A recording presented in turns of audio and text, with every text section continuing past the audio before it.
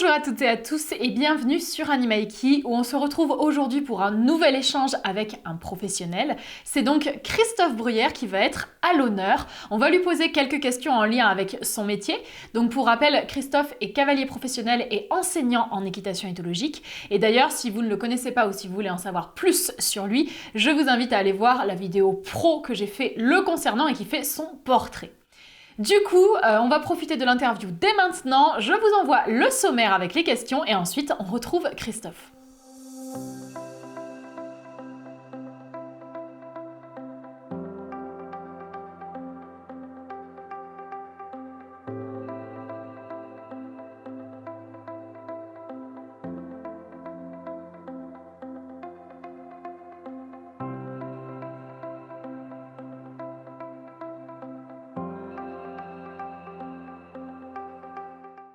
Bonjour à toutes et à tous, je suis aujourd'hui à Eki Clever H où je retrouve Christophe Bruyère. Donc bonjour Christophe. Bonjour Mathilde. Merci de me recevoir ici pour cette journée. Avec grand plaisir. Donc du coup on est là pour une interview. On va donc commencer avec une première question. Toute simple, pourquoi est-ce que tu as choisi l'équitation éthologique? Alors j'ai choisi l'équitation éthologique parce que j'ai commencé en fait le métier il y a environ 25 ans maintenant et je suis issu d'un cursus classique, c'est-à-dire moniteur d'équitation, BES 1 précisément. Et j'ai travaillé pendant des années, pendant une dizaine d'années pour des marchands de chevaux de sport dans la région du Rhône-Alpes. Alors j'y ai appris beaucoup de choses, j'ai monté de très bons chevaux, c'était des gens qui étaient assez doués pour trouver des bons chevaux. J'ai appris pas mal à leur côté et à un moment donné, plus les chevaux étaient qualiteux, plus les chevaux souvent étaient sensibles et malheureusement moins on les comprenait. Et il se trouve que sur l'écurie dont je m'occupais, dont j'étais responsable à l'époque, il y avait des personnes qui étaient en pension troupeau et il y avait un couple de randonneurs avec 2 chevaux qui avaient fait, je l'ai su par la suite, au début je ne savais pas, mais qui avaient fait tout le cursus au Haras de la Sens en tant qu'amateur sur la partie éthologique. Et nous on était en train de monter nos chevaux dans la carrière, qu'on avait parfois du mal à comprendre, il faut bien le dire. Et eux, je les voyais avoir une super relation avec leurs chevaux, faire déjà des choses en liberté. Et à l'époque, il y a 15 ans de ça, c'était un petit peu moins répandu que maintenant. Et je trouvais ça complètement épatant, surprenant. Et surtout, j'avais la réflexion personnelle de me dire je suis absolument incapable de faire ce qu'ils font. Alors ces gens-là étaient un peu, par les autres professionnels, mes camarades, étaient un petit peu montrés du doigt comme de vulgaires randonneurs. Mais en même temps, moi je. J'étais amateur, donc il y avait quand même. Absolument, il y avait une connotation un petit peu prétentieuse, si j'ose dire. Mais en tout cas, moi ça m'interpellait beaucoup et c'est comme ça que ça a commencé, parce qu'à un moment donné, je me suis trouvé un peu attiré, bien sûr, mais un peu aussi en panne, je dirais, en panne de compétences, en panne d'inspiration aussi. Et au travers de l'équitation éthologique, j'ai pu développer et ma quête d'inspiration et ma quête de compétences. Voilà, ça a commencé comme ça. Alors j'ai rencontré Andy Booth à l'époque, qui est venu dans la structure où j'étais, parce que mon idée était plutôt d'essayer de sonder si éventuellement je pouvais, au travers d'une demande qui existait déjà, faire une formation, mais rester chez les personnes chez qui j'étais pour développer la partie éthologique. Et puis Andy est venu à l'époque, on a fait une journée de démo, conférence, qui a très très bien marché, il y avait beaucoup de personnes, à ma grande surprise, qui ont répondu. Comme quoi il y avait quand même un engouement. Exactement, il y avait une vraie demande. Et à l'issue de la journée, tous les gens étaient absolument enchantés de ce qu'ils avaient pu voir et compris. Et moi, évidemment, bien sûr, aussi. Et donc, j'avais la volonté de pouvoir faire une formation en alternance pour revenir dans cette structure dont j'étais responsable. Et pour proposer ça à mes patrons de l'époque. Et en fait, ils se sont totalement opposés à ce que je fasse ça. Ils n'en voyaient aucun intérêt particulier. Et du coup, je leur ai dit, ok, très bien, moi je m'en vais, j'arrête tout. Et puis je suis parti passer les tests au Haras de la Sens. Et puis c'est comme ça que ça a commencé. D'accord. Voilà. Alors dans les chevaux que tu manipules, est-ce qu'il y a un caractère type de cheval que tu préfères manipuler juste par goût? Ouais. Alors déjà quand on est amené à récupérer des chevaux qui ont eu par exemple des mauvaises expériences, de mauvaises manipulations et que cela s'est traduit par des troubles du comportement ou en tout cas des comportements indésirables, c'est vrai que je préfère tomber sur un cheval qui est extrêmement craintif, extrêmement peureux, qui est en manque de confiance. Alors après, suivant la problématique du cheval, si c'est installé depuis longtemps, si le cheval a vraiment pu explorer la possibilité de fuir, parce qu'il y a différents degrés dans la fuite. Sûr. J'en ai un d'ailleurs dans les écuries qui est un peu au sommet de la fuite, c'est-à-dire que c'est un cheval qui s'emballe. Ça peut être quand même très compliqué. Même si le cheval est à la base extrêmement sensible, et si je préfère généralement ce type de chevaux. Les chevaux qui sont peut-être un peu moins sensibles, il n'y en a pas en fait. Oui, ils le sont tous. Ils le sont tous. Et d'ailleurs, la première chose que j'essaie de faire, c'est justement de prendre le point de départ du cheval. Et même si j'ai des attirances particulières pour un tempérament particulier, j'essaie quand même de rentrer en relation immédiatement avec n'importe quel cheval de manière à le comprendre. Puis c'est très intéressant de ne pas aller toujours vers ce qu'on aime ou vers ce qu'on préfère. C'est un moyen d'évoluer aussi. Oui, pour apprendre. Mais j'avoue que le cheval qui va être un peu plus froid, qui apparemment a un peu moins de problèmes, ce qui n'est pas toujours le cas, ils sont toujours plus difficiles à motiver. Et ceux-là, il faut quand même leur donner une très bonne raison de les intéresser et de faire des choses pour ce dont on a besoin, qu'ils les fassent. Voilà, donc c'est vrai que j'ai tendance à préférer les chevaux très réactifs et très, très sensibles. Je me sens plus à l'aise avec ce type de chevaux. Mais j'aime travailler avec d'autres chevaux aussi, qui sont un peu à l'inverse de ceux-là. Ça me permet, moi, d'évoluer un peu et de tenter de m'améliorer un peu aussi. Voilà. D'accord. Et justement, quand on parle de chevaux sensibles, chauds, et à l'inverse de chevaux plus lourds, est-ce que tu penses qu'il y a des chevaux qui sont prédestinés à ça? Je pense par exemple aux races. C'est vrai qu'on se dit très souvent telle race est comme ci, telle race est comme ça. Est-ce que toi tu le ressens de cette manière-là, ou est-ce que c'est plus nuancé Non, moi je pense que c'est plus nuancé parce qu'on a la chance ici à la maison d'avoir pas mal d'éclectisme au niveau des races de chevaux. Et par exemple, j'ai une race qui est considérée comme étant une race plus lourde, des Franches-Montagnes. Et en fait, les deux que j'ai sont extrêmement réactifs, extrêmement sensibles. Donc je ne peux pas vraiment dire, ça dépend du tempérament. Alors c'est vrai que si par exemple on travaille avec des Irish, on ne peut pas dire qu'ils ne soient pas sensibles, mais il n'y a peut-être pas tout le temps beaucoup de réactivité. Ou un frison par exemple. Les frisons c'est particulier, ils sont très sensibles, mais ils vont exprimer la peur d'une manière différente, ils vont se figer plutôt, parce qu'ils les rend assez compliqués, ils sont assez complexes à travailler. Donc non, je peux pas dire ça. C'est vrai que généralement, si on prend un pur sang, on sait qu'on va avoir de la réactivité, donc on aura quand même moins l'occasion de rencontrer des chevaux froids si on a des pur sang. Et peut-être un petit peu plus l'occasion de rencontrer des chevaux froids si on prend des Irish. Mais j'aime pas trop, c'est un peu comme chez les humains, j'aime pas trop avoir des préjugés et j'essaie de ne pas en avoir en tout cas quand je rencontre un cheval. Donc je peux pas dire oui à 100%. D'accord. Et du coup, est-ce que tu veux nous parler d'un cheval qui aurait été marquant pour toi? Alors ça risque d'être long parce qu'il y en a plusieurs. Ou alors plusieurs chevaux qui t'ont vraiment apporté. En fait, oui, je vais te parler de la première jument que j'ai rencontrée quand j'étais petit et qui m'a en fait découvrir le monde du cheval. Cette jument-là, je m'en souviens très bien, elle s'appelait parce que j'imagine que maintenant elle n'est plus de ce monde-là, elle s'appelait Malika. Et moi, quand j'étais petit, j'allais à l'école et j'étais plutôt un enfant assez renfermé, presque maladivement timide. Et puis en allant sur le chemin de l'école, il y avait 2 chevaux dans un pré. Et un jour, alors que j'avais peur, parce que dans ma famille, je ne connaissais pas les chevaux, personne n'en avait, j'ai été quand même, je ne sais pas pourquoi, attiré. Et je suis rentré dans son pré. Et j'ai vu que j'ai eu la sensation qu'elle m'accueillait. J'ai pu apprendre à la caresser, à m'approcher d'elle. Apparemment, je n'avais pas la sensation de la gêner en tout cas. Et puis c'est tissé une relation. Et chaque fois que je prenais la route de l'école, j'allais la voir. Et depuis ce jour-là, je me souviens de cette jument parce que c'est elle qui m'a fait rentrer dans le monde des chevaux, c'est elle qui m'a accueilli. Et depuis, ça ne m'a jamais quitté. D'accord. Donc je lui suis extrêmement reconnaissant. D'accord. Voilà, sinon dans le travail évidemment, j'ai rencontré plein de chevaux. que j'ai pu travailler, qui m'ont parfois bouleversé.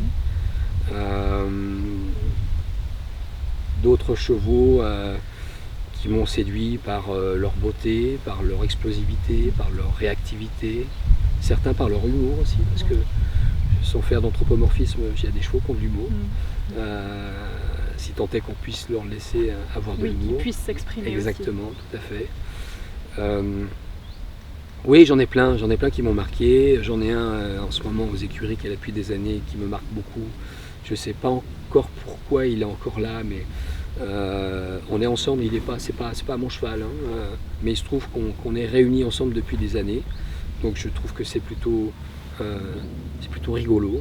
Un cheval compliqué qui a eu des problèmes. Mais il y a un feeling. Il y a un feeling particulier que j'ai pas encore totalement compris d'ailleurs, mais qui est bien là et qui est bon à vivre.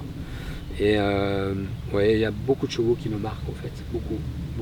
Et le plus difficile d'ailleurs, c'est comme ce ne sont pas mes chevaux, c'est de pouvoir à la fois rentrer dans une vraie relation, parce que je ne peux pas considérer le fait de travailler un cheval autrement que comme ça, sans déjà que le propriétaire, parce que ça a pu m'arriver, je fais très attention à ça, sans que le propriétaire à un moment donné se sente éventuellement dépossédé par son cheval, parce qu'il faut faire un peu attention à ça quand même, c'est normal.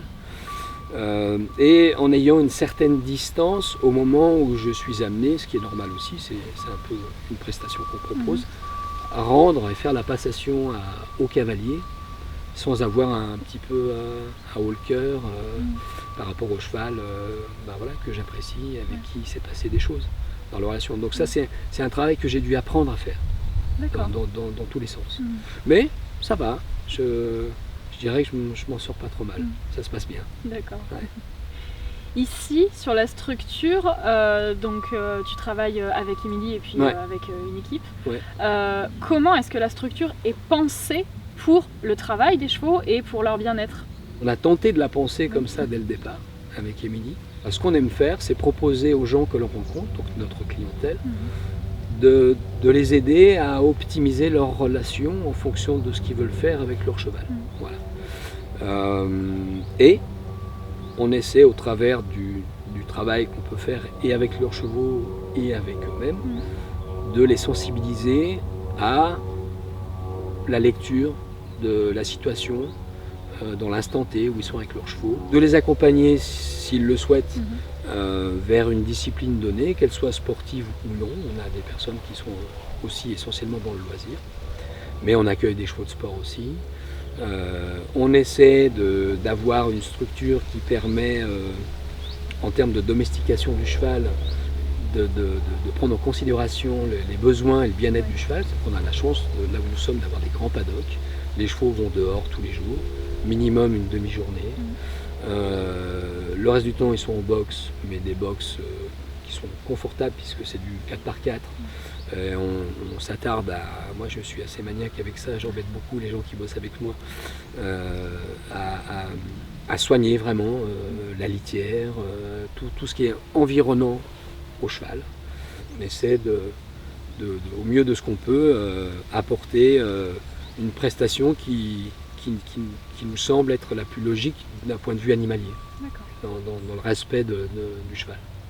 Et est-ce que tu peux me parler de ta répartition du travail avec Émilie? Comment est-ce que vous organisez l'un avec l'autre sur les tâches, le travail que vous avez à faire? Oui, bien sûr. Alors, souvent, on aurait tendance quand même à se départager en fonction des disciplines des chevaux, bien que pas tout le temps. C'est-à-dire que moi je suis plus issu du CSO, Émilie un petit peu plus dans le dressage. Mais si par exemple j'ai un cheval dans le dressage qui tourne dans la discipline du dressage et qui a beaucoup de force et des problèmes de comportement indésirable, je vais plutôt avoir tendance à protéger ma compagne et puis travailler avec ce cheval-là, ce qui me semble un peu normal. Voilà, on se départage les choses un peu comme ça. Sinon, on peut très bien s'échanger les chevaux à un moment donné. On aime bien faire ça, parce que même si on travaille pour avoir l'avis de l'autre. Ouais, exactement. Ouais. On a vraiment créé notre petite boîte ensemble. On est vraiment à 50-50 de tous les côtés. C'est un travail d'équipe. Exactement. On vit ensemble. On a nos enfants. sur place, on travaille ensemble. Voilà, ce qui n'est pas non plus tout le temps facile, hein. Mais ça se passe relativement très très bien. D'accord. Donc tu l'as dit tout à l'heure, tu es quand même issu du classique, tes apprentissages éthologiques sont venus plus tard. Oui. Comment est-ce que tu équilibres justement ces connaissances qui viennent du classique et qui viennent du milieu plus éthologique? Oui, alors ça c'est une bonne question, parce que quand j'ai commencé justement l'apprentissage de l'équitation, de cette dite équitation éthologique, hein, puisque c'est le terme, je me suis immergé, j'ai décidé de m'immerger dans la partie comportement du cheval, mais en même temps, pour autant, j'aimais quand même bien la possibilité de savoir bien faire fonctionner un cheval au niveau locomoteur. Oui. Ça m'a toujours intéressé. Mais j'ai bien compris quand même, puisque c'était un petit peu là où je me sentais ignorant, que c'était pas par là que ça devait commencer, et qu'on devait plutôt essayer déjà, d'envisager une relation, de comprendre l'animal qu'on a en face de soi, et d'avoir des outils pour le comprendre. Ce que je n'avais pas et ce que je n'avais pas eu au cours du cursus par lequel j'étais passé. Et je ne suis pas le seul dans ce cas-là. Effectivement, la conjugaison de l'articulation entre l'éthologie, le fait de bien comprendre son cheval, de connaître ses besoins, de savoir comment cet animal apprend, comment est-ce qu'on peut au mieux imaginer que l'on puisse lui apporter des apprentissages qui vont nous servir par la suite, en conservant et en continuant de développer cet aspect de respect de l'intégrité mentale et physique du cheval. Ça c'est évidemment le plus important, mais être capable, dès l'instant où on est sur le dos d'un cheval, de pouvoir bien se positionner, de pouvoir dans un geste souhaité lui apporter également du confort, c'est également très important et ça s'apprend. Et le lien, pour moi, devait être fait. À l'époque, peut-être qu'il n'était pas vraiment fait. Parce que moi, j'ai vraiment été en panne à un moment donné, parce que les personnes qui m'enseignaient n'avaient pas les réponses. Alors je les incrimine pas pour autant, parce qu'eux-mêmes n'ont pas pu l'apprendre. Le tout, c'est de pouvoir, à un moment donné, prendre conscience des manques que l'on a, et puis tenter de les combler, ou alors arrêter, il vaut mieux arrêter. Et d'ailleurs, c'est pas pour rien, je pense que chez les moniteurs d'équitation, moniteurs, monitrices, il y a un taux d'abandonnisme assez conséquent, parce que je pense qu'il y a pas mal de personnes, chez les pratiquants aussi, qui ne trouvent peut-être pas ce qu'ils sont venus chercher à la base. Et faire très attention à ce qu'une passion ne devienne pas une servitude déjà, je dis ça plutôt pour les professionnels, et puis que vous ne soyez pas en perte c'est dommage. On commence avec une passion. Je pense qu'il y a beaucoup de personnes qui veulent découvrir le cheval parce qu'ils sont attirés, parce que c'est beau, parce que ça les interpelle, parce que c'est sensible, et qui finalement au bout d'un moment se retrouvent très vite sur le dos d'un cheval, si on passe par un cursus classique, de moins en moins maintenant heureusement, parce que l'équitation éthologique a fait considérablement évoluer les choses, et très rapidement on peut se retrouver à faire de la compétition sans avoir rien compris aux chevaux. Donc ça c'est quand même gênant. Et moi c'est ce qui m'est arrivé. Donc Oui, donc en plus tu l'as vécu. Je l'ai vécu. Tu le comprends d'autant plus. Je l'ai vécu, je le comprends d'autant plus.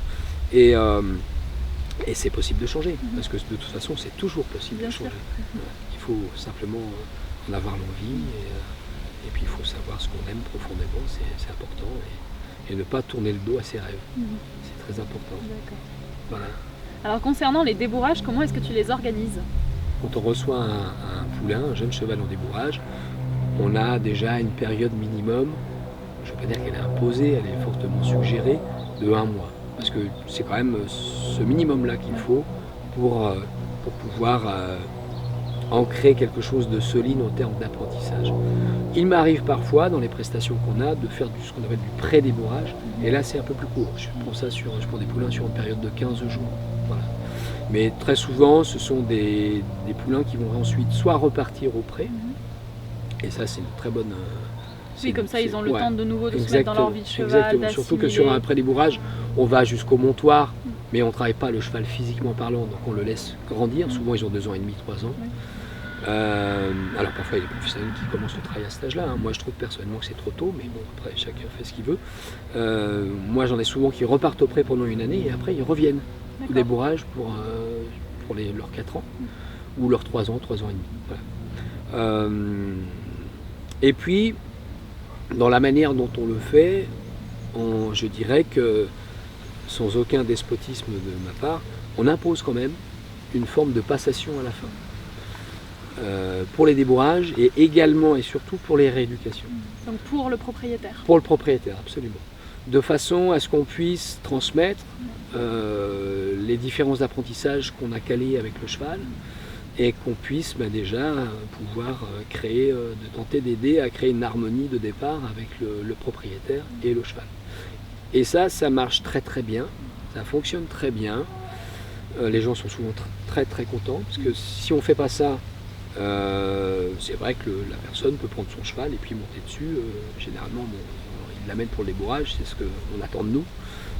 Et ça peut aussi bien se passer. Mais c'est un peu dommage de se priver de tout ce qu'on a pu tenter de mettre en place parce que on débourre sur les principes éthologiques et on essaie de varier un maximum les situations et les apprentissages du cheval de ce qu'on veut lui enseigner, de manière à ce qu'il puisse avoir une grande diversité dans les différentes situations que le cheval va rencontrer dans sa vie avec les humains.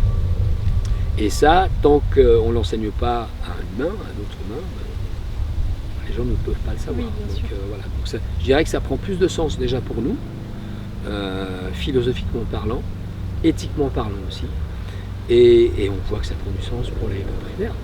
Donc on le fait systématiquement. Ce temps de passation, on l'impose d'autant plus sur des rééducations. Et les rééducations, en plus de ça, pour en avoir fait quand on a démarré, ça fait maintenant presque 9 ans qu'on est installé ici, qu'on a notre petite boîte là, qu'on existe. Au début, quand on démarre, voilà, on a tendance à... il faut démarrer, donc on ne refuse pas le boulot. Je ne dis pas que je le refuse maintenant, mais je m'autorise à choisir, je sélectionne. Ouais. Je sélectionne pour deux choses. La première, sur les chevaux de rééducation, la première, l'aspect dangerosité, parce que je n'ai pas forcément envie de prendre plus de risques que ça. J'ai des enfants, j'ai une boutique à faire tourner, voilà. Donc je fais attention. Sur les attentes du propriétaire, j'ai besoin de vraiment savoir si la personne, elle est, je dirais, sincère dans sa manière de s'investir. Il faut que ça passe par un investissement personnel. Parce que prendre un cheval, ça m'est arrivé plein de fois, un cheval de sport qu'un professionnel peut me confier, faire le travail et ne pas avoir la possibilité de transmettre un peu ce que j'ai pu mettre en place, ça a été plus d'une fois voué à l'échec. Ouais. Je ne suis pas Merlin l'Enchanteur, donc on ne met pas un coup de baguette magique. C'est juste du bon sens qu'on fait, on essaie juste d'être cohérent avec les chevaux. Et une rééducation, c'est difficile, ça peut être très difficile même, et ça implique forcément que la personne en face, elle s'investisse. Donc si je ne suis pas sûr de ça, enfin je peux me tromper, mais si je ne suis pas sûr de ça, je refuse. Oui, c'est un travail d'équipe. Voilà, c'est avant tout un travail d'équipe. Voilà. Et voilà, donc on a tendance à opérer de cette manière. D'accord. Alors quand et pourquoi tu as recours au travail ou en filet en main? C'est une étape intermédiaire avant de monter sur le dos du cheval. Au début, j'ai tendance à travailler en licol, même si on peut mettre un filet assez rapidement. Je ne suis pas du tout intégriste à ce niveau-là. Je ne considère pas que, même si je suis issu de l'équitation éthologique, il faut absolument monter les chevaux qu'en licol, ou ne jamais mettre d'éperon par exemple. Moi je monte avec des éperons suivant les besoins. Ça m'arrive assez souvent. C'est une question d'adaptation par rapport au cheval. Absolument, et c'est encore une fois une question de bon sens et de non-intégrisme. On peut très bien mal faire en licol, et on peut très bien mal monter sans éperon. C'est pas une question d'outil. Ça n'a rien à voir avec ça. J'aime bien travailler en filet au sol, généralement en préalable du travail monté, bien qu'après, ça peut être aussi après le travail monté, le cheval peut être débourré et ne jamais avoir travaillé au sol avec un filet, je peux le faire aussi. Simplement parce que déjà, il y a déjà le côté un peu visuel. Et puis j'ai un peu plus la possibilité au sol, de par le fait qu'on travaille beaucoup au sol, dans ce qu'on appelle nous dans notre jargon le contrôle des pieds, de conjuguer un petit peu le déplacement des pieds de mon cheval en étant à côté de lui. J'aime bien être à côté de lui déjà, je trouve ça agréable. Et je peux travailler un peu plus facilement sur la notion de contact. Voilà, ça m'intéresse. tu as une partie enseignement dans ton travail, et si tu rencontres par exemple un cavalier qui a peur, ce qui est quand même une émotion qui n'est pas toujours évidente à gérer, comment est-ce que tu enseignes à quelqu'un justement qui a des problèmes de peur? Alors effectivement, tu as raison, la peur est quand même assez présente dans la vie déjà, généralement. Oui. Je ne sais pas qui peut dire qu'il n'a pas eu peur dans sa vie. La peur, c'est une émotion normale pour chaque être humain, et c'est une émotion que l'on rencontre quand même beaucoup dans cette discipline-là avec les chevaux, parce qu'il y a des gens qui ont eu des problèmes, justement, souvent. Donc le fait de passer par une approche qui permet de mieux comprendre le cheval permet évidemment d'être plus en sécurité, d'obtenir plus de plaisir, et non pas d'éliminer totalement, mais en tout cas d'amenuiser considérablement la peur. Donc déjà, ça c'est un intérêt quand même au niveau de l'approche. Il est vrai que je reçois des personnes qui ont eu des expériences délicates, parfois traumatisantes, tant pour leur cheval que pour eux-mêmes. Et c'est vrai que c'est une émotion qui peut entraver l'évolution d'un individu. Alors, comment est-ce que j'ai tendance à gérer ce phénomène-là? Eh bien déjà, j'ai essayé moi-même de faire des stages avec des personnes qui ont axé des personnes de chevaux, bien sûr, mais qui ont axé leur métier sur le coaching mental, sur la gestion des émotions, sur la connaissance de ses propres émotions. Et la première chose que j'ai appris, c'est qu'il fallait non pas éviter cette émotion, mais au contraire l'accueillir. Donc déjà je mets... Oui, c'est-à-dire avoir un certain lâcher-prise. Exactement, déjà, le simple fait de reconnaître la peur. On sait qu'elle est là, faut pas essayer de la dégager, ça ne sert à rien, elle est là de toute façon. Donc ça veut dire qu'on prend conscience qu'elle est là. Et c'est une forme d'accueil quelque part. Et c'est déjà un peu une forme de lâcher-prise. Et ça met la personne souvent quand même en confiance, déjà, avec vous, avec toi, avec moi. Et c'est déjà un plus, c'est déjà quelque chose de bien.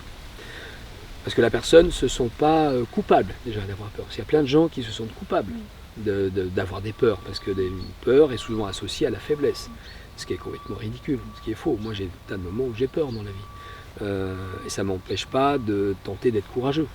Et d'ailleurs, principalement, la peur sert à ça. Essayer de se dépasser et d'avoir la possibilité de devenir courageux. Enfin, c'est comme ça que je vois les choses. Donc c'est déjà une prise de conscience importante. Et puis, je pense qu'à ce moment-là, si on veut vraiment aider la personne, il faut quand même un peu se pencher justement sur l'émotion au sens large. Et en ce moment, c'est intéressant que tu me poses cette question, Mathilde, en ce moment, j'ai rencontré une amie qui est venue faire un stage ici, qui de sa profession est médecin psychiatre et surtout spécialisée en hypnose. Et on fait ensemble des petites explorations, tant sur moi, alors j'ai d'abord essayé sur moi, et Émilie essayait aussi, sur la gestion des émotions, entre autres, pas que, mais entre autres. Et j'ai une cavalière qui vient là monter souvent, qui a commencé l'équitation très tard et qui a malheureusement chuté au départ parce qu'elle a commencé dans un centre équestre. Ça s'est mal passé, elle a fait une chute, elle s'est accidentée et elle s'est pas trop fait mal, fort heureusement pour elle, mais par contre, elle a été traumatisée. Et elle est venue, c'est comme ça que je l'ai rencontrée, et on a commencé à travailler ensemble. Et c'est vrai que je me suis senti parfois un peu limité par, même si j'avais la volonté d'essayer de faire de mon maximum pour aider cette personne, je me suis senti un peu limité parce que j'avais peut-être pas assez de connaissances psychologiques et pas assez de bagages personnellement pour aider cette personne émotionnellement parlant. Et donc j'ai fait des stages déjà avec des personnes, ça m'a déjà un peu, j'ai essayé de m'améliorer à ce niveau-là. Et j'ai senti que j'avais des outils qui étaient un petit peu plus conséquents. Et puis là, dernièrement, je travaille avec cette personne qui, elle, m'apporte beaucoup. Et à mon avis, c'est qu'un début. Et on a travaillé donc avec cette cavalière en question dont je parle. Et l'état qu'elle propose, alors c'est l'hypnose, c'est pas l'hypnose de spectacle, c'est pas l'hypnose à la Mesmer, vous êtes complètement endormi, dans un état de conscience totalement modifié. C'est aussi un état de conscience modifié, mais c'est l'hypnose de soins, l'hypnose ericksonienne, je crois qu'on appelle ça comme ça. Et où effectivement l'état de conscience est un peu modifié, mais vous restez totalement conscient, on reste totalement conscient de l'expérience. Mais justement, c'est peut-être l'accès à la pleine conscience. Exactement, tout à fait. Avec justement une prise de connaissance de ce qui se passe à l'intérieur de vous-même. C'est une aide à ce qu'on puisse rentrer dans une forme d'introspection déjà. Lié à des sensations, donc ça permet de revenir dans des sensations un peu plus profondes, physiquement parlant. Et avec le cheval, il n'y a pas mieux. Essentiel. Les chevaux répondent énormément à tout ça. Et je trouve que c'est un plus. Je trouve que c'est un plus pour gérer ce type de cavalier. C'est vraiment même, je dirais, un grand plus. Voilà. Donc, et j'en suis qu'au début. Donc ça me passionne beaucoup. Parce que je pense qu'on peut vraiment aider pas mal de personnes qui se privent de beaucoup de plaisir, justement parce qu'ils sont bloqués par leur peur. Exactement. Mais c'est un vaste sujet, c'est très intéressant, c'est passionnant. Et pour toi, est-ce que tu peux nous parler de l'incidence pour le cavalier, de la fréquence de la pratique? Est-ce que ça change quelque chose ou pas si on pratique beaucoup, si on pratique peu, lorsqu'on a envie d'évoluer et de progresser? Alors, je vais répondre de deux façons différentes. Oui et non. C'est-à-dire que oui, bien sûr, que la fréquence, elle va impacter sur l'apprentissage. Plus l'on va répéter un geste, s'il est juste, et plus on va pouvoir l'acquérir facilement jusqu'à ce que ça devienne un réflexe, un automatisme. Mais j'ai un ami qui dit cette petite phrase qui m'amuse beaucoup et je vais la reprendre. Il dit que si vous répétez un geste, par exemple, sportif ou pas, mais peu importe, répétons un apprentissage, quelque chose. Et si on le répète en sachant, ou en ne sachant pas plutôt, que ce geste est faux, et que vous le faites de plus en plus, que vous le répétez donc de plus en plus, par une fréquence régulière, ça devient de plus en plus facile, mais c'est toujours faux. Ce qui implique en fait, ce qui est important, c'est pas tellement la fréquence, elle est importante, elle devient importante, mais c'est la qualité du moment présent, du moment passé, et la justesse de ce qu'on enseigne. Je préfère très largement faire des tout petites séances, si on sait ce qu'on fait, que de faire de longues séances qui vont parfois lasser le cheval. On risque de devenir un peu agaçant même. Parfois, il peut m'arriver de passer juste un quart d'heure avec un cheval. Parce que j'ai constaté que c'était beaucoup plus porteur en termes d'apprentissage, qu'on les embêtait moins, et que quand on les ramenait soit au champ, au parc, soit au box, je ne sais pas si c'est le cas véritablement, mais c'est un petit peu comme si ça maturait chez eux. Et on s'aperçoit qu'en fait, en reprenant soit le lendemain, soit la journée même, ou l'après-midi par exemple, si on a travaillé le cheval le matin, eh bien c'était totalement acquis. Donc ça, et à l'inverse, par exemple des cavaliers qui travailleraient leurs chevaux sur des séances, mettons de 1 heure, 1h30, 2 heures, je pense par exemple quand on est en stage avec un professionnel, ce genre de choses, est-ce que pour autant tu trouves que c'est néfaste? Non, ça dépend ce qu'on fait. Et si c'est juste. Si on fait la même chose pendant 1 heure, si on répète sans cesse, au bout d'un moment, même si le cheval au cours de l'heure a fait des progrès, on finit par dégrader. On dégrade parce que c'est lassant, c'est un peu comme si toi on te répétait la même chose pendant 15 plombes. Au bout d'un moment c'est pénible. Pour les chevaux c'est pareil. Et d'ailleurs, souvent les humains ont quand même beaucoup plus besoin de répéter que le cheval n'a besoin de le faire. Plus vite, voilà, ils réfléchissent plus rapidement que nous, la plupart du temps. Non, ce qui est important, c'est vraiment la qualité du moment passé ensemble. Et ça, je m'attarde beaucoup à l'enseigner aussi, à l'expliquer, parce que je trouve que c'est plus porteur, quoi. Et en termes d'apprentissage, pour un cheval, de toute façon, comme on essaie s'il s'agit par exemple d'un débourrage ou d'une rééducation même, ou un cheval qui peut-être n'a pas vraiment de problème, mais dont le propriétaire veut découvrir un petit peu le principe de l'équitation éthologique. Ce qui est très important en termes d'apprentissage, c'est que chaque nouvel apprentissage pour le cheval soit suffisamment solide pour qu'on puisse en inclure un nouveau. Oui. Ça implique forcément qu'on va faire étape par étape, petit bout par petit bout. Sur le site web de Equiclever H, il y a une partie bibliographie. Ah oui. Pourquoi est-ce que vous avez mis ça en place? Bien pour peut-être un peu faire partager les bouquins qui nous ont marqués, les différents courants d'inspiration qu'on peut avoir, parce qu'on en a pas mal. Et puis encore une fois, quand on est tout seul, si on reste tout seul, on fait rien de très bien quand on est tout seul. Donc c'est important d'aller à la rencontre d'autres personnes qui évidemment nous inspirent. On ne va pas aller n'importe où, chez n'importe qui. Mais c'est pour ça qu'on s'est permis, on s'est autorisé à proposer quelques bouquins sur notre site, des bouquins qui nous ont marqués, des gens qui nous ont marqués. Et justement, vos inspirations par exemple J'en ai eu plusieurs, j'en ai plusieurs. Alors lui, il n'a pas écrit de bouquin. Il devrait, mais je ne sais pas s'il le fera un jour, mais c'est un ami, il est devenu un ami, la plupart sont devenus des amis d'ailleurs. C'est Antoine Banco. Antoine Banco qui est déjà un individu, un être humain exquis, qui a une grosse expérience dans le monde du cheval, beaucoup de crédibilité dans son... C'est quelqu'un qui est issu de l'attelage. Enfin, c'est un touche-à-tout. Et quelqu'un qui enseigne très très bien les Lundgren, c'est avec lui Émilie et moi, on a appris. Et c'est quelqu'un avec qui on travaille beaucoup et qui nous a beaucoup appris aussi sur la juste, en tout cas la recherche de la juste locomotion du cheval. Voilà. Donc ça, c'est une des personnes avec qui on travaille beaucoup. Et puis évidemment, on a un courant principal, je dirais, depuis des années, sont devenus des amis aussi, c'est Frédéric Pignon et Magali Delgado, qu'on connaît depuis, je sais plus. Des années. Ouais, des années.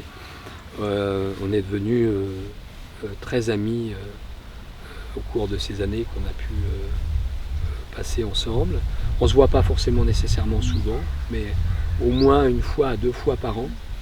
C'est un besoin d'ailleurs pour Émilie et moi d'aller les voir, parce que c'est vraiment notre courant préféré d'inspiration. Je pense que ce sont des gens exceptionnels, ils le sont déjà en tant qu'humains. Ce sont des gens qui ne trichent pas avec les chevaux, ce sont des gens qui ne trichent pas avec les gens, avec les autres humains. Et pour moi, ce sont des êtres humains qui sont allés très loin dans la communication avec le cheval. Ils ont compris beaucoup de choses et surtout, ils le partagent avec une grande générosité. Vraiment des gens extrêmement sincères, simples d'approche, ultra généreux. Toute la famille, les parents de Magali, Pierrot, Joël, et j'ai au passage une pensée pour eux, Estelle, sont vraiment des gens qu'on porte dans nos cœurs. On a la chance d'avoir un cheval qui est issu de leur élevage, qui vient de chez eux. Ouais. Et puis on a la chance de les voir. Et puis voilà, chaque fois qu'on se voit, c'est un réel bonheur. On échange beaucoup sur nos expériences communes. Voilà, eux nous apprennent énormément. Voilà, je pense que c'est important pour nous d'en parler et de pouvoir essayer d'en faire bénéficier les gens qui sont autour de nous. Et puis j'ai d'autres aussi, bien sûr. On a travaillé beaucoup avec Andy Booth, qui a été notre maître aussi à un moment donné, qui est quelqu'un de très très bien, qui a beaucoup de talent, tout le monde le sait. J'ai travaillé avec Francis Rebel en matière de CSO, qui pour moi est quelqu'un qui pédagogiquement est un ténor déjà, qui connaît très très bien la discipline de l'obstacle. C'est un super mec. J'adore son nom, Rebelle, pas mal. C'est plutôt bien comme nom, je trouve. Et il le porte bien en plus. Il y a des bouquins qu'on a conseillés, comme les lectures de Michel Robert. Je ne le connais pas personnellement, mais c'est quand même quelqu'un qui a fait évoluer son sport considérablement, qui est assez exceptionnel, et qui a ouvert les choses au plus grand nombre. Et les bouquins qu'on a en bibliographie, qu'on conseille sur notre site, C'est super bouquin. C'est vraiment bien qu'il ait pu écrire. Moi, je me suis beaucoup inspiré, tant dans la veine philosophique qu'il propose que les exercices à l'obstacle de ce livre-là. Voilà, puis sans doute que j'oublie des gens, et les principaux, en tout cas, les principaux sont là. Super. Bah, nous voilà à la fin de cette interview. Et ben voilà. Alors merci beaucoup Christophe. Et ben non, mais c'était un grand plaisir Mathilde. Et ben, Ravi super. de t'accueillir. C'était avec plaisir également. Merci beaucoup. Donc on va vous laisser là pour aujourd'hui et puis à une prochaine fois sur Animaiki. Ciao ciao. Personnellement, j'ai passé un très bon moment avec Christophe. C'est vraiment quelqu'un qui est dans le partage, il est très généreux dans l'échange, et tant mieux parce que c'est quand même un homme de cheval qui est technique, qui est compétent et qui a une vraie notion de l'éthique. Donc j'espère que cette intervention vous aura plu à vous autant qu'à moi. Et avant de vous quitter, bien évidemment, je remercie de tout cœur Christophe Bruyère et plus largement Eki Cleverage, sa structure qu'il gère avec sa compagne Émilie Defranou, qu'on retrouvera d'ailleurs dans une prochaine interview puisqu'elle aussi viendra intervenir sur Animaiki pour répondre à quelques questions.